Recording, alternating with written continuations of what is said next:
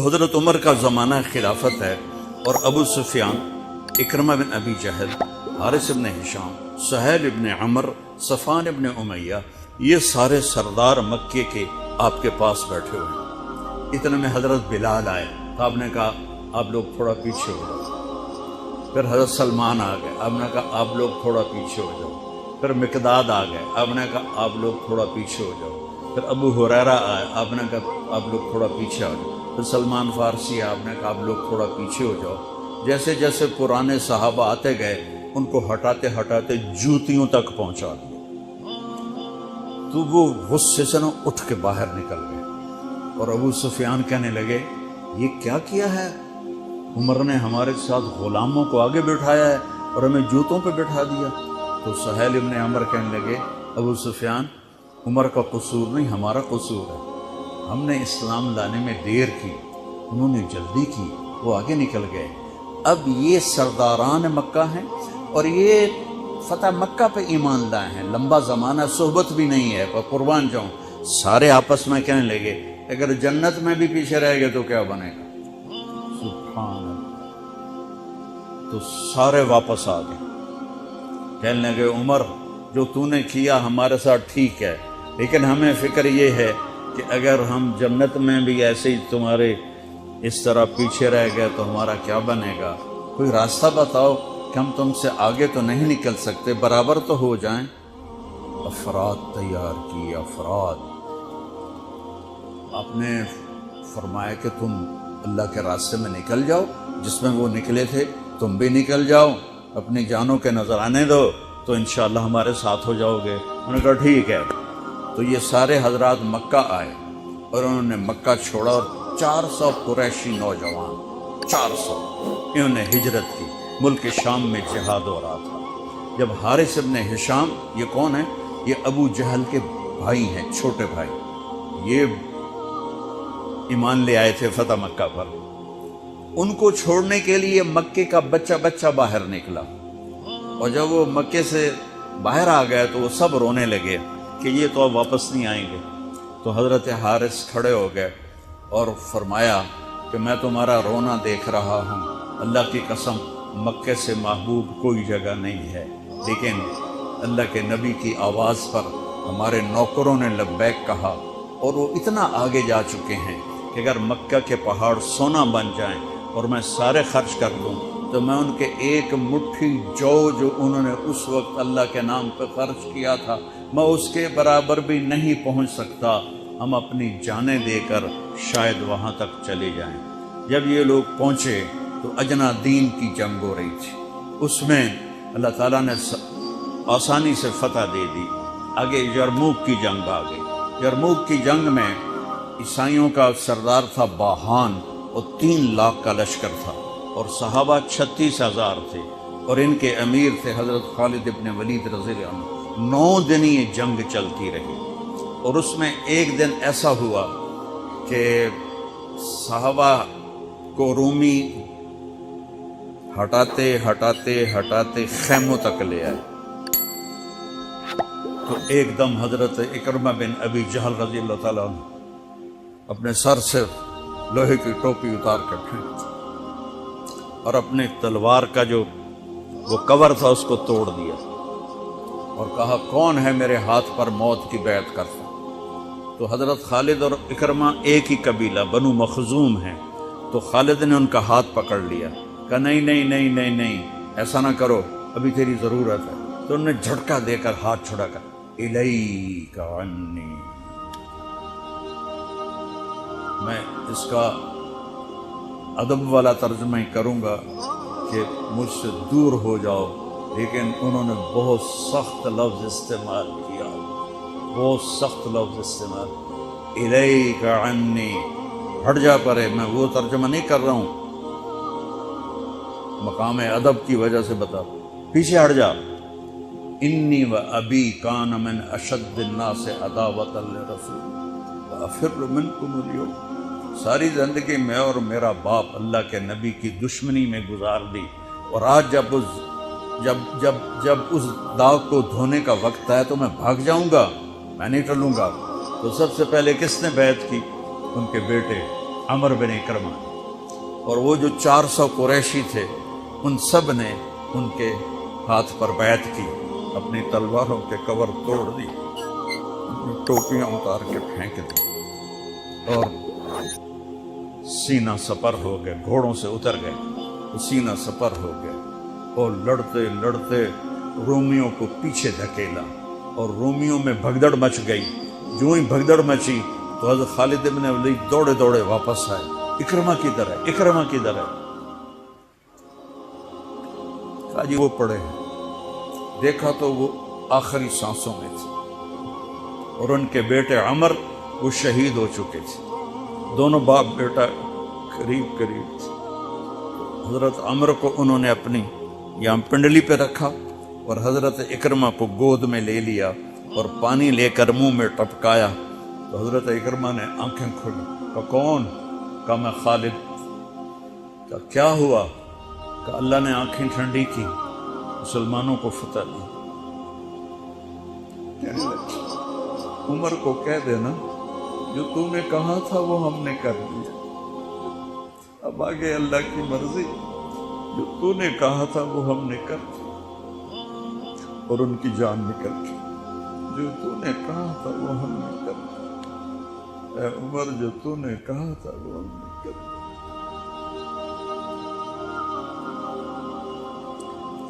और खालिद इब्न वलीद को गुस्सा आ गया, जोश आ, गुस्सा नहीं जोश आ गया। अरब जब खुश होते थे तो बाप के नाम से पुकारते थे, जब गुस्से होते थे तो माँ के नाम से पुकारते थे। हजरत उमर के बाप का नाम खत्ताब है और माँ का नाम है हंतमा। तो हजरत खालिद बिन वलीद ने कहा अब हंतमा का बेटा ये नहीं कह सकता कि सरदारों ने कुर्बानियां नहीं की। मेरे नबी ने एक नस्ल तैयार की। ये नबियों के काम का मकसद था कि इंसानों को ऐसा बनाना कि वो अल्लाह को राज़ी करने वाले बने और अल्लाह की महबूब ज़िंदगी अपनाएं। निकलने का पहला मकसद ही है कि मेरी ज़ात बने। सारे जन्नत में चले जाएं, मैं जहन्नुम में चला जाऊं तो मुझे क्या फ़ायदा हुआ?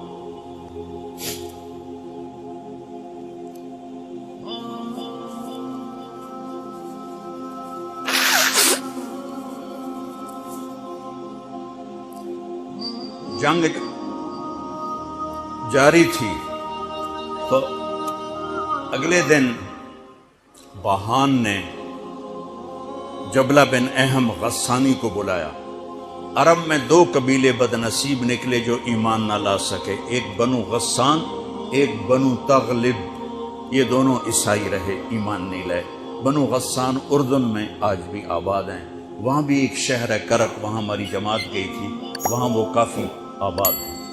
तो बहान ने उसे बुलाया कि तुम ऐसा करो, तुम आज अपने अरब लश्कर को लेकर अरब लोहे को काटेगा, इन पे अटैक करो, फिर जब तुम शिकस्त दोगे पीछे हम आ जाएंगे। तो वो 60,000 थे अरब उसमें, इसके गस्सानी और बाकी मिले हुए। तो ये चूंकि आमने सामने लश्कर थे तो खालिद इब्न वलीद तक ये खबर पहुंच गई। अबू उबैदा रज़ियल्लाहु ताला अन्हु, अबू उबैदा उस वक्त अमीर बन चुके थे। हज़रत खालिद को हज़रत उमर ने हटा दिया था। तो हज़रत खालिद ने अबू उबैदा से कहा मुझे 30 आदमी दे दो, मैं इन 60,000 का मुकाबला करूँ। तो अबू सुफियान रज़ियल्लाहु ताला अन्हु कहने लगे मजाक कर रहे हो या संजीदा हो? कहने लगे कुफर में तो तू बड़ा दलेर बनता था, बुज़दिल बनता है। कहने नहीं, बुज़दिली की बात नहीं, इंसाफ की बात है। अगर तुमने कुछ जौहर दिखाना है तो 60 तो करो, एक के मुकाबले में 1000। तो अबू उबैदा कहने लगे ये ठीक है, अब खालिद 60 ले जाओ। कभी दुनिया में मैंने बहुत तारीख पढ़ी अल्लाह के फजल से, आपने भी सुनी होगी या पढ़ी होगी, कभी देखा है कोई ऐसे इंसानों का मजमा जो 60 को लेके 60,000 पे हमला करने चल पड़े?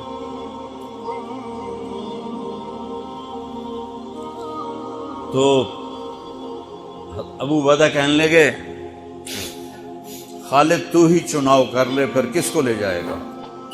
तो उन्होंने कहा अबू उबैदा میں ایسے لوگوں کو اس لشکر میں جانتا ہوں کہ جب وہ کسی بات کے لیے یوں ہاتھ اٹھاتے ہیں تو ان کے ہاتھ کبھی اللہ خالی نہیں لوٹاتے۔ یہ نبی کی محنت۔ بڑے بڑے مرکز بنانا تو ضروریات میں سے ہے، کام میں سے نہیں، ضروریات ہے، کام کی ضروریات میں سے ہے۔ تو کتو بلا جس کو بلانا ہے تو پہلا نام لیا، این عمرو التمیمی، این فضل بن عباس، این زبیر بن عوام، این رافع بن عمیرہ الطائی، این عبداللہ بن عمر، این عبد الرحمن بن ابی بکر، این ضرار بن الازور، این مقداد بن الاسود، این ابو ایوب الانصاری، این ہاشم المرقال۔ 60 آدمیوں کے نام لی۔ ان میں 44 انصاری تھے اور 16 مہاجر تھے۔ تو ایک انصاری کہنے لگا ہمیں مرواتے ہو، اپنوں کو بچاتے ہو؟ تو خالد کہنے لگے اللہ کی قسم ہرگز نہیں، میں نے یہ دیکھا نبی کریم کے ساتھ کہ مشکل وقت میں انصار کو آگے کرتے تھے، تو آج اس مشکل گھڑی میں میں نے انہیں آگے کیا ہے۔ سب کو اکٹھا کیا اور فرمایا جاؤ آج رات تیاری کرو۔ کیا تیاری تھی؟ ساری رات یہ نفلوں میں اور رونے میں، نفلوں میں اور رونے میں۔ جب صبح ہوئی تو سب سے پہلے خالد بن ولید زرہ پہن کر باہر نکلے تو انہوں نے دیکھا حضرت زبیر بن عوام کو، ان کی بیوی حضرت اسما ابو بکر کی بیٹی، انہوں نے اب گھوڑے کی لگام اپنے خامند کی پکڑی ہوئی۔ کیا عورتیں تھیں اور کیا مرد تھے، گھوڑے کی لگام پکڑے ہوئے لائیں اور زبیر کو لا کر حضرت خالد کے برابر کھڑا کر دیا۔ ضرار ابن ازور جو تھے وہ جب لڑتے تھے تو ننگے بدن لڑتے تھے، صرف تہمد ہوتا تھا اور کرتا بھی نہیں، بنیان بھی نہیں اور زرہ بھی نہیں۔ کہتے میں تو شہادت کے لیے نکلتا ہوں، میں کیوں زرہ پہنوں، مجھے تو شہادت چاہیے۔ اور نیزے سے لڑتے تھے، تلوار سے نہیں۔ تو وہ اسی طرح آ گئے، نیزہ لیے اور ننگے بدن۔ آپ نے کہا واپس جاؤ، زرہ پہنو، تلوار لے کر آؤ، آج نیزہ کام نہیں آئے گا، آج تلوار کام آئے گی۔ اور یہ 60 آدمی، زمین آسمان نے آج تک ایسا منظر نہ دیکھا نہ دیکھے گی۔ جب جبلہ نے دیکھا کہ 60 آدمی آ رہے ہیں، کہنے لگا ویکھیا ڈر گئے نا، ہن آمدے پن میرے نال منتاں کرن جی صلح کر لو، اسی جی لڑن جوگے نہیں رہ گئے ہیں، مہربانی کرو سارے نال صلح کرو۔ میں انہاں نوں دھوں دے دیونا آج، ایڈیاں وڈیاں شرطاں میں رکھنیاں نا، انہاں دے نک زمین تے جا لگنے۔ جب آمنے سامنے ہو گئے، آوازیں پہنچنے لگی تو جبلہ کہنے لگا آ گئے ہو صلح کے لیے؟ صلح؟ یہ کس نے کہا؟ کہا ہم تو تمہارے سر کاٹنے ہیں۔ کہا تیرا دماغ ٹھیک ہے، تیری عقل سلامت ہے، اور تمہیں تم ویسے ہی اوپر سے گزر جائیں تو تم ختم ہو جاؤ گے۔ کہنے کا شکاری جب چڑیاں پکڑتا ہے تو ایک ہوتا ہے اور ہزاروں چڑیاں پکڑ لیتا ہے، تم ہمارے لیے چڑیوں کی طرح ہو، جس کو پکڑ لیں جس کو چھوڑ دیں۔ تو اس کو بڑا طیش آیا، کہنے لگا آخر میری رگوں میں بھی عرب کا خون ہے، میں نہیں چاہتا کہ تاریخ تانا دے کہ جبلہ نے 60,000 کے ساتھ 60 پہ حملہ کر دیا۔ کہا میرا پتر آتا صحیح، پھر تینوں تاں پتہ لگنا۔ تو اس کو غصہ چڑھا، اٹیک کرو۔ پہلا حملہ 60 پر، پیچھے 60,000، صف ٹوٹ نہیں سکی، صف نہیں توڑ سکی۔ پھر دوسرا حملہ ہوا، صف نہیں ٹوٹی۔ کیا لوگ تیار کیے میرے نبی، سب تو انسان سازی ہے تبلیغ کا کام، نبیوں کا کام انسان سازی ہے۔ ایسا انسان بنے کہ اللہ تعالیٰ کی رحمت کی نظر اس پہ پڑتی رہے۔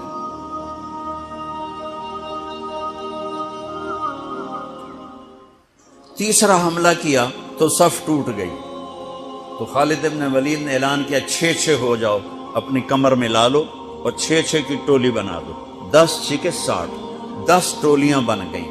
خالد بن ولید کے ساتھ تھے خالد بن ولید، فضل بن عباس، زبیر بن عوام، عبد الرحمن بن ابی بکر، زرار بن الازور اور رافع بن عمیرہ الطائی. یہ 6 آدمی حضرت خالد کے ٹولے میں تھے اور پورا زور لگا رہے تھے عیسائی عرب خالد کو قتل کرنے کے لیے کہ اے ماریا گیا تو پیچھے کام بڑھ جائے گا.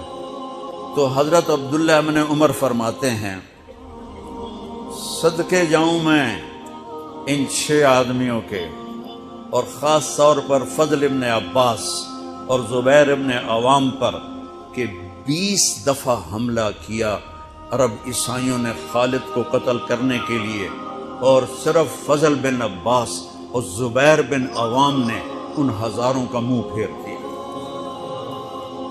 اور فضل بن عباس کہتے یا معاشر الکلاب، اے کتوں کی جماعت، اصحاب رسول سے ہٹ جاؤ، اصحاب رسول سے ہٹ جاؤ. اور شرحبیل ابن حسنہ وہ زور زور سے قرآن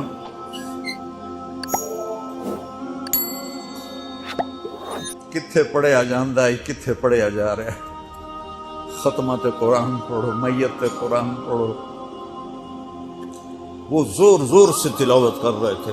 ان اللہ اشترى من المؤمنین انفسهم واموالهم بان لهم الجنہ یقاتلون فی سبیل اللہ فیقتلون ویقتلون وعدا علیہ حقا فی التوراۃ والانجیل والقرآن فمن اوفى بعہدہ من اللہ فاستبشروا ببیعکم الذی بایعتم بہ فذلک هو الفوز العظیم.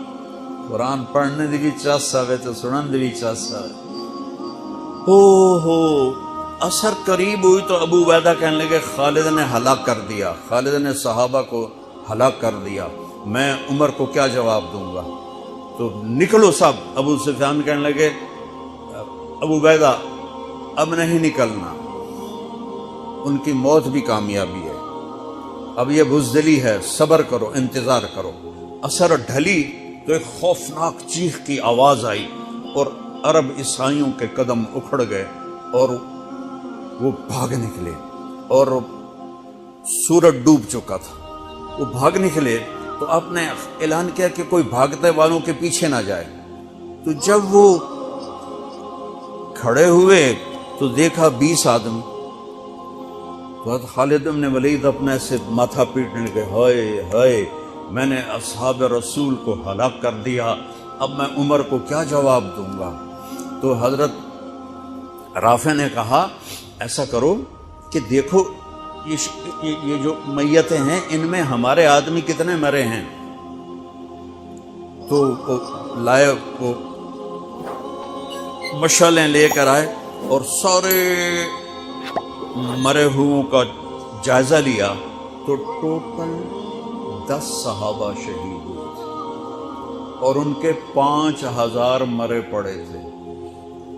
تو کہنے لگے وی تدا 3 باقی 3 کتنے گئے؟ تو حضرت مقداد کہنے لگے لگتا ہے وہ ان کے تعاقب میں پیچھے چلے گئے. تو ابو عبیدہ کہنے لگے کون جائے گا ان کے لیے؟ خالد کہنے لگے میں جاؤں گا. کہنے لگے تو بہت تھک گیا، آرام کر لے. کہنے لگے آرام تو کٹھا جنت میں ہی ہوگا، میں جاؤں گا. تو تھوڑی دور گئے تو سامنے سے گھوڑوں کی ٹاپیں کی آواز سنائی دی. تو خالد بن ولید تکبیر پڑھی، اللہ اکبر. تو ادھر سے تکبیر کی آواز آئی، وہ فضل ابن عباس کی آواز تھی، اللہ اکبر. تو دیکھا تو وہ وہاں سے واپس آ رہے تھے. کہا تم لوگوں نے میری آواز نہیں سنی کہ پیچھے نہیں جانا؟ کہ نہیں ہم نے نہیں سنی. انہوں نے کہا تم دے ہو انہوں نے آئے شاک گئے وعدہ فردہ لے کر، اب انہیں ڈھونڈ چراغ رخ زیبا لے کر. تھے ہمیں ایک تیرے معرکہ آراؤں میں، خشکیوں میں کبھی لڑتے کبھی دریاؤں میں، دی اذانیں کبھی یورپ کے کلیساؤں میں، کبھی افریقہ کے تپتے ہوئے صحراؤں میں. شان آنکھوں میں نہ جچتی تھی جہاں داروں کی، کلمہ پڑھتے تھے ہم چھاؤں میں تلواروں کی.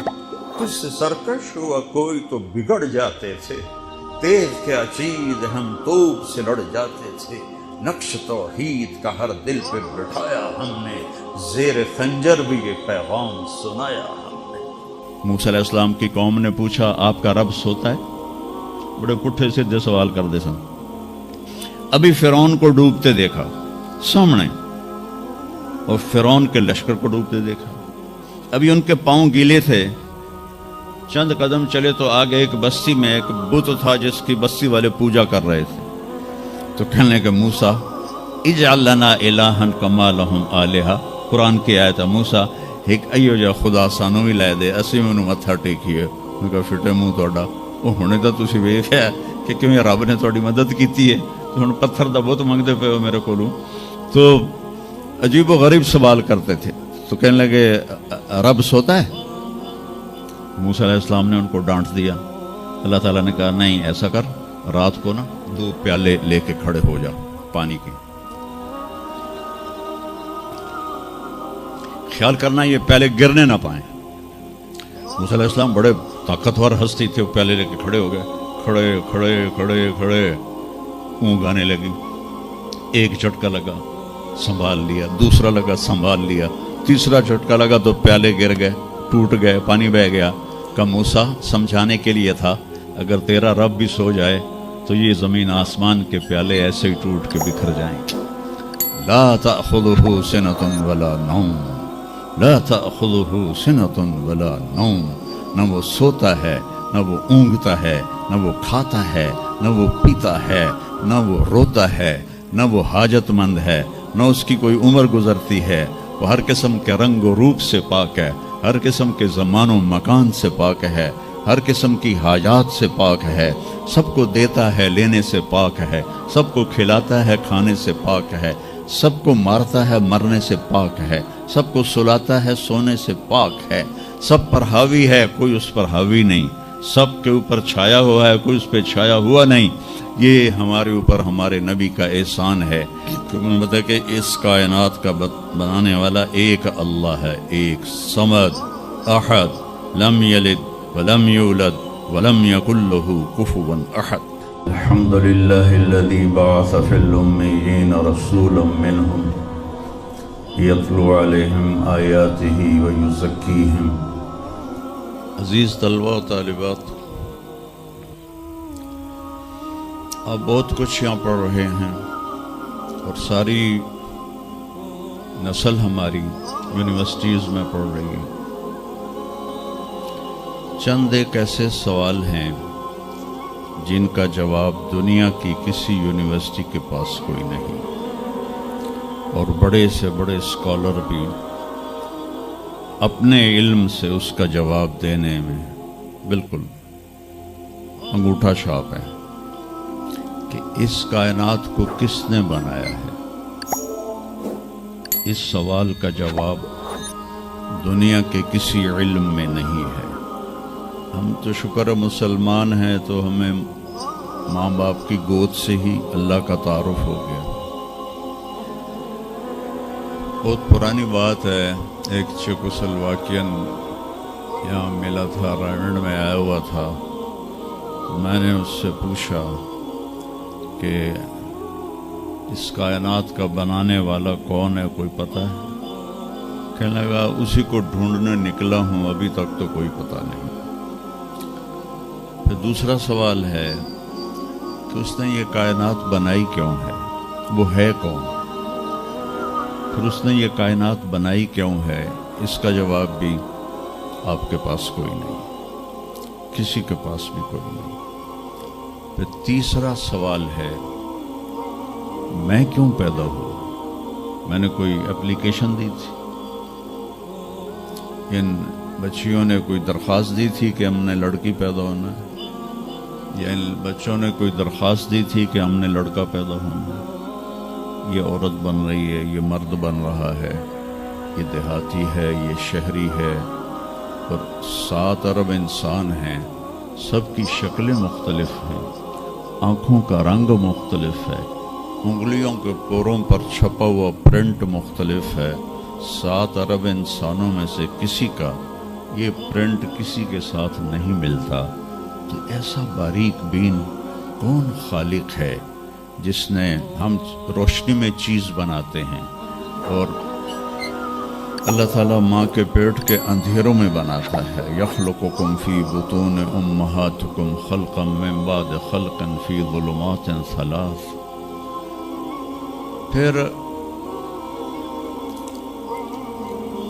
موت کیا چیز ہے؟ کیوں مر جاتے ہیں؟ پیدا ہونے کی درخواست نہیں دی تھی، پیدا کر دیا.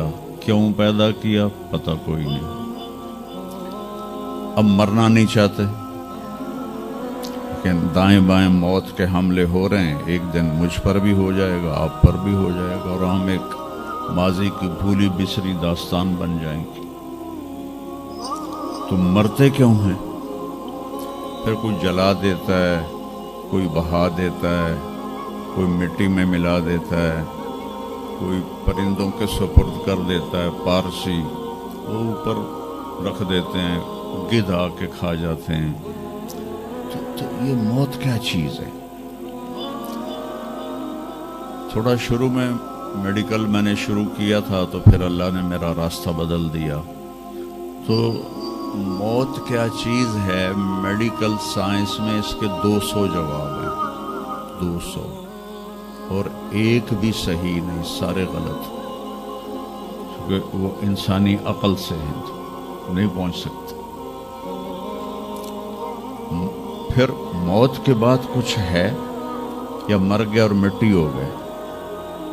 یہ چند سوال میں نے آپ کے سامنے رکھے ہیں اور پوری دنیا کے انسانوں کو چیلنج ہے کہ اپنے علم سے جواب دو. کسی کے پاس اس کا جواب دو. نیوٹن نے یہ کہا تھا کہ اس کائنات کو 4 فورسز چلا رہی ہیں. عبدالسلام نے، پاکستانی سائنسدان اور 2 امریکن سائنسدان، 1976 میں یہ ثابت کیا کہ اس کائنات کو 4 نہیں 3 طاقتیں چلا رہی ہیں. اسٹیفن ہاکنگ نے چند سال پہلے یہ ثابت کیا کہ اس کائنات کو ایک طاقت چلا رہی ہے. اس سے پوچھا گیا وہ اللہ ہے؟ کہنے لگا نہیں، وہ اللہ نہیں ہے. اس کے پاس وحی کا علم نہیں تھا. وہ اتنا ہی اندھا ہے جتنا ایک ان پڑھ اندھا ہے. تو اس سے پوچھا گیا کیوں؟ تو کہنے لگا پھر سائنس کی ترقی رک جائے گی اگر اللہ کو مان لیا جائے. تو یہ وہ سوال ہیں جن کو جواب ڈھونڈتے ڈھونڈتے عمر گزر جائے گی، آپ ڈھونڈ نہ پاؤ. اس لیے ایک بہت بڑا طبقہ ہے جو کہتا ہے اللہ ہے ہی کوئی نہیں، یہ سب کچھ آپ پہ ہی بن گیا ہے، اپنے آپ ہی بن گیا. عبدالخالق صاحب نے تو کچھ بھی نہیں کیا، مستریوں نے بھی کچھ نہیں کیا، یہ ہال اپنے آپ ہی کھڑا ہو گیا اور کرسیاں بھی اپنے آپ بچھ گئیں. ایسی بے وقوفوں والی سوچ بھی بلا کوئی قابل تعریف ہے کہ علامہ اقبال نے فرمایا تھا ہیچ چیزیں خود بخود چیزیں نشد، ہیچ آہن خنجر تیغ نشد، ہیچ حلوائی نشد استاذ کار، تا غلام شکر ریز نشد، مولوی ہرگز نشد مولا روم، تا غلام شمس تبریز نشد. اسی دہریت کو، ایتھیسٹ کو یہ ایڈریس کیا ہے کہ کوئی چیز خود بخود نہیں بنتی. کبھی دیکھا ہے کہ ہیچ آہن خنجر تیغ نشد، لوہے کا ٹکڑا پڑا ہو اور 1000 سال کے بعد وہ اچانک تلوار میں تبدیل ہو گیا ہو، چھری میں تبدیل ہو گیا ہو، خنجر میں تبدیل ہو گیا ہو؟ کبھی دیکھا ہے؟ نہیں ہوتا ایسے. کوئی حلوائی اس وقت تک مٹھائی بنا نہیں سکتا جب تک کسی استاد کے پاس بیٹھ کر لڈو کو گول کرنا نہ سیکھے. اور مولوی روم، مولانا روم نہیں بن سکتے جب تک شمس تبریز جیسی شخصیت کی صحبت حاصل نہ ہو. میں دونوں کے مزار پہ گیا ہوں. ترکی میں اونیا میں دونوں حضرات دفن ہیں، پیر بھی مرید بھی۔ مولانا روم کو آج شاید کوئی دھرتی پہ جانتا بھی نہ، اور میں اس یونیورسٹی میں ان کا نام بھی نہ لیتا۔ وہ ایک فلسفی عالم تھے اور منطقی عالم تھے۔ وہ دور تھا فلسفہ اور منطق کا، مسلمانوں نے قرآن و حدیث کا علم بہت پس پشت کر لیا تھا، اور جو فلسفہ اور منطق کے عالم ہوتے تھے وہ بادشاہوں کے دربار میں بڑی جگہ پاتے تھے۔ تو ان کے سامنے کتابوں کا ڈھیر تھا ان کے ساتھ، اور ادھر طالب علم بیٹھے تھے، انہیں وہ پڑھا رہے تھے، اور یہ کتابیں قلمی نسخے تھے، ہاتھ سے لکھے ہوئے۔ تو شمس تبریز رحمہ اللہ مسجد میں داخل ہوئے ننگے پاؤں، اور سفر کے آثار پگڑی پر بھی، کپڑے پر بھی۔ تو وہ بڑی سادگی سے پوچھتے ہیں کہ مولانا این چیز تھا، یہ کیا ہے؟ وہ کتابوں کا ڈھیر۔ تو نے اس کو یوں دیکھا تو کہا یہ تو ان پڑھ جائے چٹا انہوں میں کی جواب دیواں۔ کہنے لگے این است کہ تو نمی دانی، میرے پیارے یہ وہ ہے جو تو نہیں جانتا۔ تو ایک دم آگے بڑھے، کتابوں کو یوں دھکا دیا، ساتھ ہی تالاب تھا، ساری کتابیں تالاب میں چلی گئی۔ اب نیا پرنٹ نکالنا آج کل تو کوئی مشکل نہیں ہے، کوئی پریشانی کی بات نہیں ہے، نیا پرنٹ مل جائے گا۔ جس نے ہاتھ سے سینکڑوں کتابیں لکھی ان کو تیرا بیڑا غرق۔ وہ ان پڑھ بندیا، تو میری حیاتی برباد کر دیتی، نہ مراد ہوڑا میں دوبارہ کتوں لکھ کے لیاواں گا۔ وہ مسکرائے، حوض میں چھلانگ لگائی، اور ایک ایک کر کے ہر کتاب خشک ان کے سامنے رکھتے گئے، خشک، اس سے مٹی نکل رہی، سامنے رکھتے گئے۔ پورا ان کا جو ان کی لائبریری تھی وہ پانی سے خشک نکال کر ان کے سامنے رکھ دی۔ ہوں ملا جی دی واری آ گئی، کہنے کہ این چیز تھا، وہ یہ کیا ہے؟ این چیز تھا، یہ کیا ہے؟ تو شمس تبریز بولے این است کہ تو نمی دانی، یہ وہ ہے جو تو نہیں جانتا، جس کو علامہ رحمت اللہ علیہ نے کہا مولوی ہرگز نہ شد مولا روم تا غلام میں شمس تبریز نشد۔ یہ ہمارے ملتان والے شمس تبریز نہیں ہیں، یہ شمس سبز واری ہیں۔ شمس تبریز تو وہ قونیہ میں ہے، دونوں کے مزار قریب قریب ہیں، ساتھ ساتھ ہیں۔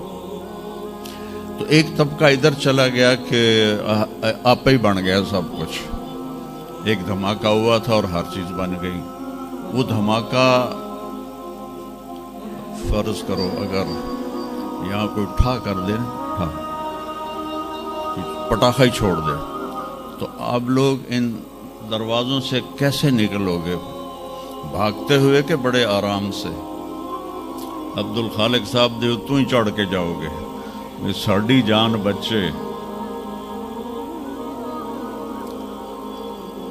اور اگر میں یوں کہوں کہ گندم کا ڈھیر پڑا تھا، اس میں دھماکہ ہوا اور گندم اڑتی ہوئی بوریوں میں جا کے فکس ہو گئی، اور بوریاں سل گئیں اور ٹرک پہ چڑھ گئیں اور منڈی میں جا کے بک گئیں، تو تسی دو جتیاں مار کے میں باہر کر دیں۔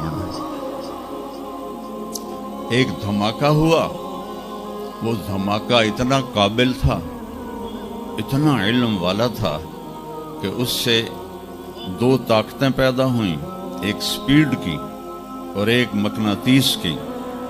تو اگر سپیڈ اور مقناطیس کی طاقت میں ایکوالٹی نہ ہوتی اور 1/10 خرب سیکنڈ، ایک آسٹریلین سائنسدان کی بات میں بتا رہا ہوں، ایک سیکنڈ کے تو 100 سے زیادہ حصے ہو نہیں سکتے، لیکن انہوں نے کہا فرض کرو اگر 1 سیکنڈ کے 1/10 خرب حصے ہوں، تو وہ 1/10 خرب حصے میں اگر تھوڑا سا رفتار اور مقناطیس کی طاقت میں فرق آ جاتا تو ساری کائنات ٹکرا جاتی۔ لیکن یہ اتنی سمجھدار، اتنی आला पढ़ी लिखी कायनात है कि ना रफ्तार ज़्यादा हुई कि फैल के फना हो जाए, ना मकनतीस ज़्यादा हुआ कि सुकेड़ के फिर ज़ीरो कर दे। तो इस बैलेंस को खुद ब खुद कायम हो जाना, उस तो वड्डा कमला कोई नहीं, बेवकूफ़ कोई नहीं। जो कहता सूरज का भी एक सिस्टम बन गया, चांद का भी बन गया, गैलेक्सी का भी बन, और अपना आप चले जा रहे हैं, चले जा रहे हैं, चले जा रहे हैं, ऐसे ही रहेंगे, हमेशा रहेंगे। कुछ कहते हैं फना हो जाएंगे। यहाँ इंसान जाहिल है। इस जहालत को दूर करना सबसे पहला इल्म है। अगर मरते हुए मुझे पता चला कि यहाँ तो मामला कुछ और है, जो लौट आए तो कुछ कहना नहीं, बस देखना उन्हें गौर से जिन्हें रास्तों में खबर हुई कि ये रास्ता कोई और था। चलते चलते पता चला कि हम तो कहाँ पहुँच गए, तो उस वक्त तो फिर रब्बिरजिऊन के नारे कुरान कह रहा है, कहेंगे रब्बिरजिऊन, या अल्लाह वापस कर दे, लअल्ली आमलु सालिहन, मैं बड़े अच्छे काम करूँगा। अल्लाह ने कहा कल्ला, अब नहीं हो सकता है। तो नबी जो आता है 1,24,000 नबी ये इल्म लेकर आते हैं और वो इंसानों की इस जहालत को दूर करते हैं।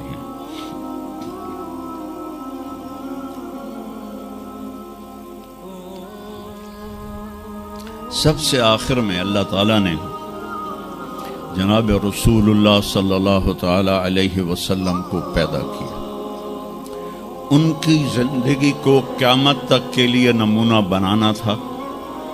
क़यामत तक के लिए वो नबी बन के आए हैं। लिकुल्लि कौमिन हाद, हर कौम में नबी आते थे, लेकिन हमारे नबी के बारे में अल्लाह ने कहा वमा अरसलनाका इल्ला काफ़तल लिन्नास बशीरों व नज़ीरा, हमने आपको पूरी दुनिया के इंसानों के लिए भेजा है। तो उसके लिए ज़रूरी था कि आपकी ज़िंदगी की हर चीज़ खुली किताब की तरह आज भी हमारे सामने मौजूद हो। अगर मैं आपके तरीके पर चलना चाहूँ तो मेरे पास मवाद मौजूद हो। तो ये वाहिद नबी हैं जिनकी हर चीज़ अल्लाह ताला ने महफूज की। किसी नबी की पूरी ज़िंदगी महफूज नहीं है, किसी नबी की। आदम अलैहिस्सलाम से लेकर ईसा अलैहिस्सलाम तक किसी नबी की मुकम्मल ज़िंदगी मौजूद नहीं है। और हमारे नबी की ज़िंदगी पैदाइश से लेकर आंख बंद होने तक एक एक पल की ज़िंदगी आपकी हमारे पास मौजूद है। मैंने एक आयत पढ़ी थी, लक़द जाअकुम रसूलुम मिन अनफुसिकुम। मैं मोरितानिया गया, वहाँ पढ़ते हैं लक़द जाअकुम रसूलुम मिन अनफसिकुम। मोरितानिया वैसे तो अफ्रीका में है, लेकिन अरब मुल्क है, वहाँ सारे यमनी अरब रहते हैं सारे। और पूरे मोरितानिया में आप हैरान होंगे, एक भी बेनमाजी नहीं। पूरे मोरितानिया में एक लड़का लड़की मर्द औरत बेनमाजी नहीं। और सोमालिया में गया, एक बच्चा बच्ची मर्द औरत बेनमाजी नहीं। हमारे बच्चे, आप लोग कॉलेज आते हो तो मोबाइल आपके हाथों में होते हैं, बस में बैठे हो या गाड़ी में बैठे हो, मोबाइल पे आपकी नज़र होती है। और मैं चूँकि 2 दफ़ा गया हूँ सोमालिया, 2 दफ़ा, तो वो बच्चे जब सुबह जा रहे होते हैं स्कूल तो उनके हाथों में कुरान होते हैं और वो कुरान पढ़ते जा रहे होते हैं। कोई मैच ही नहीं है, ऐसी खूबसूरत जिंदगी उनकी। तो आदम से ईसा अलैहिस्सलाम तक किसी नबी की मुकम्मल 25 नबियों के नाम कुरान में हैं। 25 आए तो 1,24,000 है। 1,24,000 में 5 नबी सबसे बड़े हैं, नूह अलैहिस्सलाम, इब्राहीम अलैहिस्सलाम, मूसा अलैहिस्सलाम, ईसा अलैहिस्सलाम और मोहम्मद अलैहिस्सलाम। ये 5 नबी उलुल आज़्म कहलाते हैं। ये सबसे बड़े रसूल हैं, सबसे बड़े रसूल हैं। لیکن زندگی صرف ہمارے نبی کی. من انفسکم میں اشارہ ہے آپ کی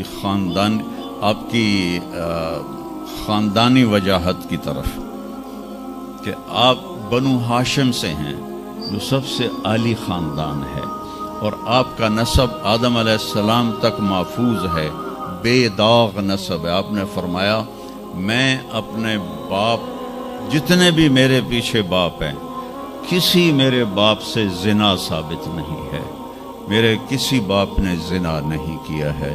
یہ نسل کی حفاظت کا نظام چلایا. ایک دفعہ میں نے نا ملتان کی ضلع کونسل سے اپنے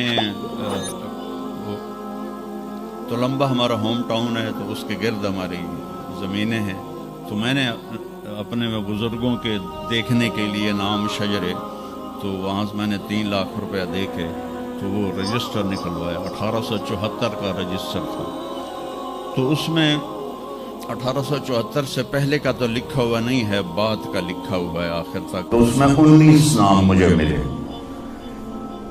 میں ان کو یاد نہیں کر سکا.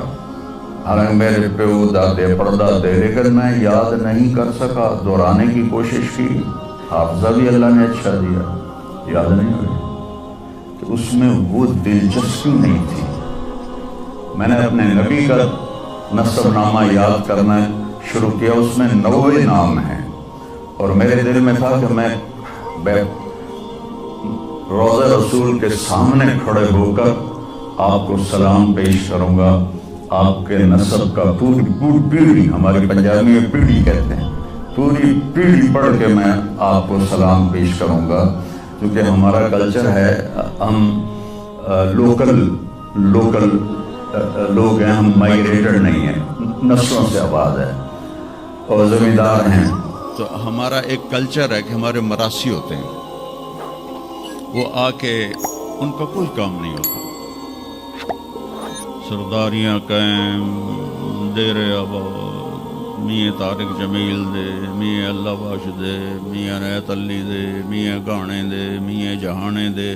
اگو مینوں بھی نہیں پتا، وہ پڑھی جاندے اور وہ لے کے جاتے ہیں دانے، لے کے جاتے ہیں پیسے. ان کی بچیوں کی شادیاں کرواتا ہوں، بیمار ہو جائیں علاج کرواتا ہوں، اور کام وہ دھیلے کا نہیں کرتے. ایک مراسی اپنے بیٹے کو لے کر آ گیا، میں ڈیرے میں تھا، کہنے لگا میاں صاحب، ہمارا ٹائٹل وہاں میاں صاحب میرے پوتر نو نوکری لوا دی. میں آخیا کدی مراسیاں نوکری کیتی ہے پہلے؟ کہنے لگا بھوکے مر گئے ہیں، دیرے اجڑ گئے، زمیندار شہراں نو بڑھ گئے، تاتھو سوا کوئی سانو خیرات ہی نہیں لبدی، تو چلو اے کوئی نوکری کر لوے. میں نے اس کے سامنے بیٹھے فون ملایا، فاطمہ شوگر مل کے جو جی ایم تھے، میرے دوست تھے. میں نے کہا ایک بچہ بھیج رہا ہوں، رکھ لو. انہوں نے کہا بھیج دیں، لیبر میں رکھ لوں گا. تو میں نے اسی طرح کہہ دیا چاچا انہوں لے جا، لیبر اچ رکھ لے سن. بھلا ہوئے سرداریاں قائم. چوتھے دن دونوں پھر میرے ڈیرے پر. میں کہا تینوں تو مظفر گڑھ بھیجے آئی تو واپس کیوں آ گیا؟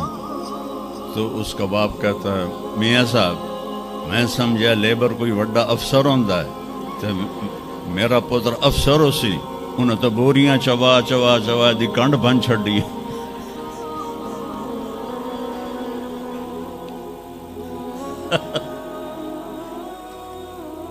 میں نے کہا میں تو پہلے آکھی آئی، مراسی جڑے ہوندے نا صرف گلاں دی روٹی کھاندے. تو وہ یہ ثقافت میں نے دیکھی ہوئی ہے، اور آج بھی اس کو میں بھگت رہا ہوں، پال رہا ہوں.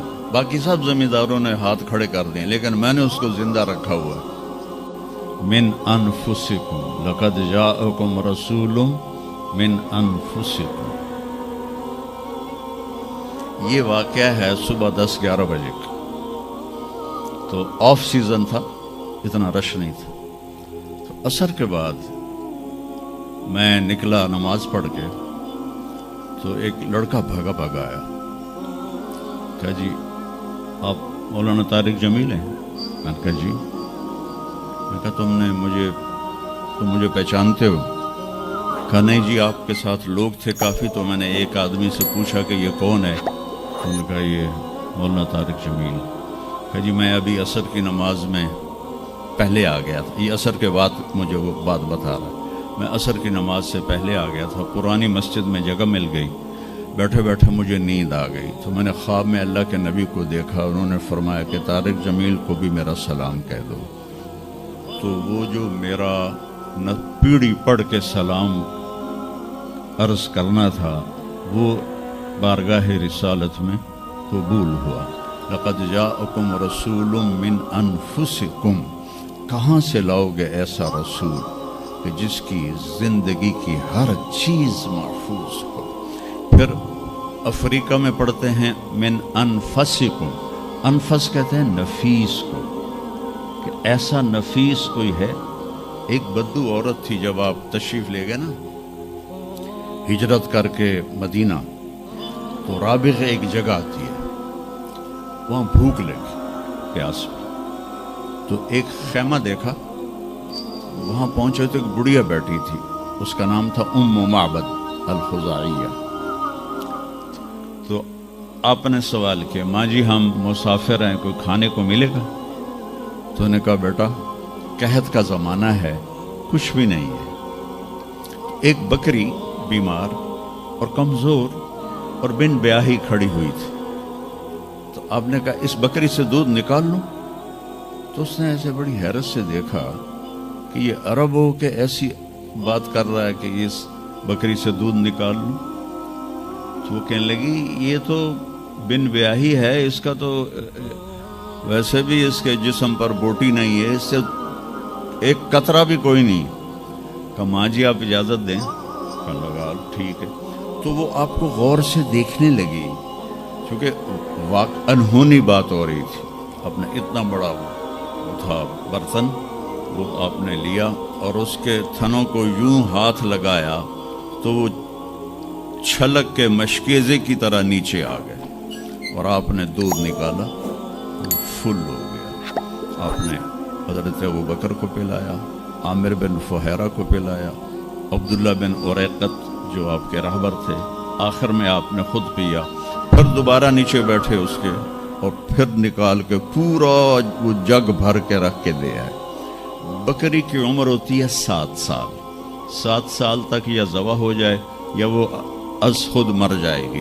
بہت کم ہوتا ہے کہ کوئی بکری 7 سے 8 سال ہو جائے۔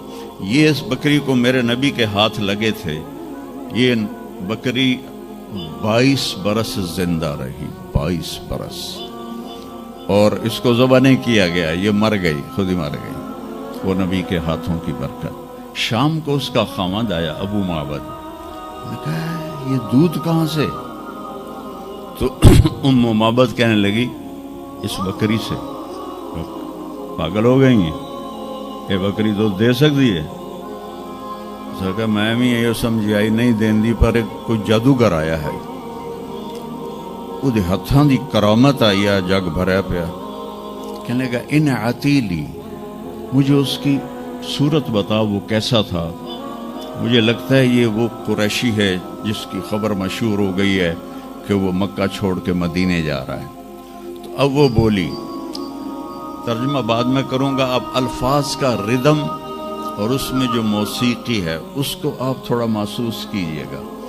رأیت رجلا ظاہر الوضاء ابلج الوجه حسن الخلق لم تعبه ثجلة لم تزری به سعلة وسیم قسیم فی عینیہ دعج فی اشفارہ وطف فی صوتہ سحل فی لحیتہ کثافہ فی عنقہ سطع